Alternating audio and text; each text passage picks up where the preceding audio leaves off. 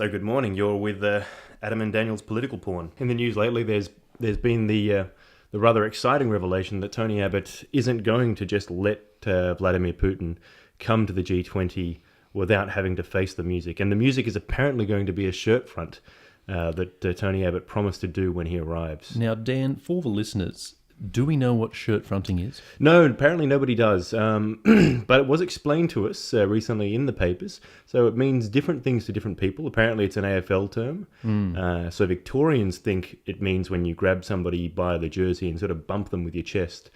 Right, because I was under the impression it was some kind of pornography term.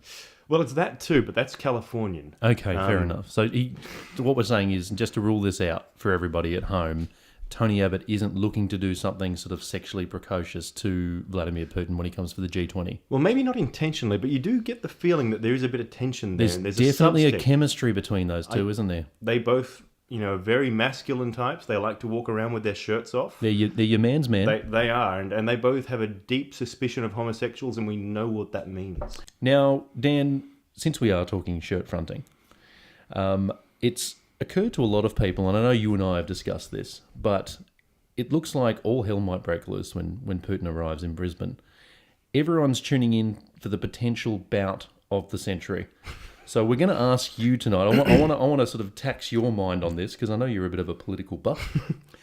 Who do you think would win out of Tony Abbott and Vladimir Putin if they were to get into a bit of a scuffle?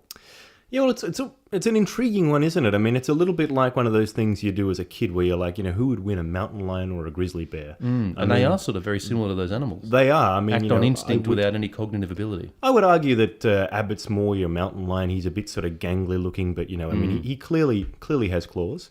Clearly has claws, yep, and he does eat raw meat, I hear. He does. Straight out of the ocean, apparently, on his triathlons. That's right. He would never starve in the bush. And in fact, that's why he lives there. Well, look, let's go through the specs then. If you were to, I guess, rate each of these adversaries in the political ring, let's start with Putin. Well, I mean, he's got a few things going for him. He does actually hunt bears, apparently. It's been suggested, of course, that could be propaganda. I don't know. He was in the KGB. He was in the KGB, and I think bears, like big brown grizzly bears, are sort of at the forefront of their weaponry in the KGB, aren't they? Yes, they do. I believe that's the front line. They keep the subtle stuff for espionage, but... yeah, very difficult for the bears to blend in when they're doing those spy operations, aren't they? You'd be surprised. Have you seen the gorilla test? No, I haven't. It's... funny psychological trick. All they do is they just tell everyone to focus on the numbers, and apparently the bears just blend right in. Really? It sounds like the Australian citizenship test. It is, apparently, but in this one it's a little bit simpler because you don't have to remember the words to advance Australia fair. Oh, perfect. And you don't have to be necessarily a racist to get in, which is always an advantage. No, just 2 hours of Ray Hadley does it, apparently. All right, so Putin is, I think we can agree, black belt, experienced KGB operative, a man's man, has wrestled bears, so he's going to be a very difficult opponent in the ring. He will. Yeah. But let's not underrate Tony Abbott here, because as we know, he is a brainless psychopath. And I have this kind of feeling, he boxed for, I believe he boxed for Oxford. Oxford was, Boxed for Oxford. He runs every day, loves a triathlon. He does, but I mean, let's be clear. I mean, the boxing will help, but I'm not sure how useful the running will be. Good cardiovascular fitness. Maybe he could just run around Putin in circles until Putin got dizzy. I mean, I know that works in the Flash comics, but I don't know if that works in real life. He used to work for the Roadrunner, and Coyote never got... Well, there was one episode where he got him, but he never got to feast on him. Okay, well, would it be an even contest? Well, I mean, I think the fact that Putin's about 10 years older than Abbott would probably even it out a little bit, but I just do think that as dodgy as Abbott is, I think that Putin would fight dirtier. I think he would fight dirty, actually. And I have a feeling that there'd Tony Abbott's sort of mental somewhere. agility wouldn't be very strong to get out of those kind of things. He'd be the type, I think, to keep throwing the same haymaker. Yeah, well, I mean, you can imagine that his style in the ring would be a little bit like his style in Parliament, which is to effectively just ask the exact same question every single time. So, yeah, I think he would probably just go in with that same right jab and... maybe... He could be in trouble. So you're calling it. Let's ring the bell. Who's winning? I do have to say that I think Vladimir would probably have it in the second round. All right. This is just an augmented question. What if Lambie got involved and kicked someone in the head as well? What if she jumped in for Abbott?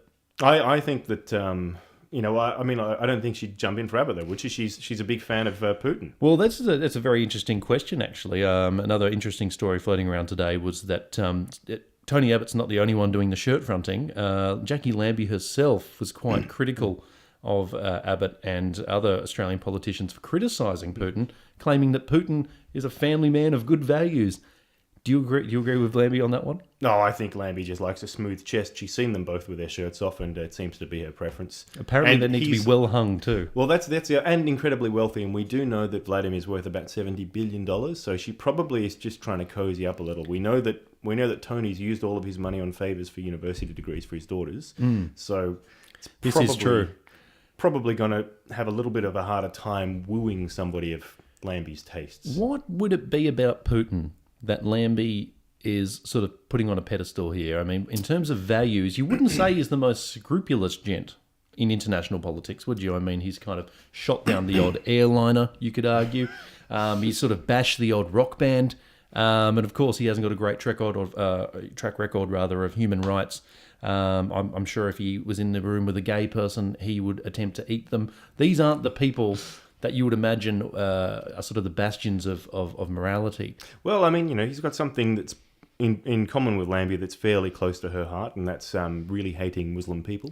Okay, it's good to have some common ground. It does. And it turns out that, along with really hating homosexuals, he really hates Muslim people. And Lambie respects that. Yeah, okay. Well, look, horses for courses. And she looks like a horse, having said that. But look, she hasn't been as critical of Bill Shorten. And perhaps that's because he's quite invisible on the Australian stage at the moment. Would you agree with that? Well, yeah. I mean, it's been a funny one. She's very pro Putin because he's very tough on Islam. And funnily enough, I mean, you'd think that Shorten might get a little bit of credit on this one because he supported everything Tony's done, and Tony's talked very tough on the Muslims as well. But it turns out that being invisible doesn't actually gain you attention. Yeah, Bill Shorten strikes me as the type of man who needs to be coloured in with a crayon. He seems a bit beige. Am I right on that, or am I being a bit hard on Bill? I mean, I think at this point, beige is probably a little bit of a strong colour for Bill. Yeah, it probably exercises too much charisma. Which is quite funny. I mean, if you'd say he's a man who doesn't get up to anything if he wasn't accused of rape, because he's the kind of guy that doesn't seem to sort of weigh in enough, I wouldn't have thought, on domestic politics. Have you ever seen anyone, give the leader such bipartisan support? Listen, I think he's quite passionate at times. I've never heard somebody so vigorously agree with so much. He's very passionate about conformity, isn't he? It is. It's quite incredible. I mean, a former school prefect, I imagine. Yeah, well, absolutely. Look, I think this is my problem with him as well, and I don't normally pick on people's physical frailties because I'm certainly laden with a couple myself. No, well, it's sort of. Don't you think he kind of looks a bit like one of those bobbleheads? His head's too big for his body. It probably is about 2.5 times the average in terms of ratio to body. Yeah, he's virtually got the same ratios as a newborn baby. But the question is, I mean, is it like a Pez dispenser, or is it just one of those things you put in your car, like an Elvis, sort of bobblehead thing? Not sure, but if it was a Pez dispenser, every lolly would be called conformity because he certainly doesn't have anything. It would be a very agreeable bobblehead. And it would be bland. The candy would be very bland and not taste like anything. But you have to wonder, I mean, will that blandness help him? I mean, come the next election, we had a former leader in New South Wales, who used to like a bottle of Grange, who I didn't even know existed until he won. So maybe there's a strategy, there's a method to the madness. So you think he's sort of trying to be the chameleon of Australian politics, where he sort of just blends in with the furniture and then waits for the right time to strike? I think he is. He's kind of going for that. I hate politics. I'll vote for whatever party I haven't heard of, and he's trying his very best, I think, to take Labor. Well, I think off people's minds to the point they forget they exist. Well, I mean, they're certainly off people's minds. Mission accomplished, Mr. Bill Shorten.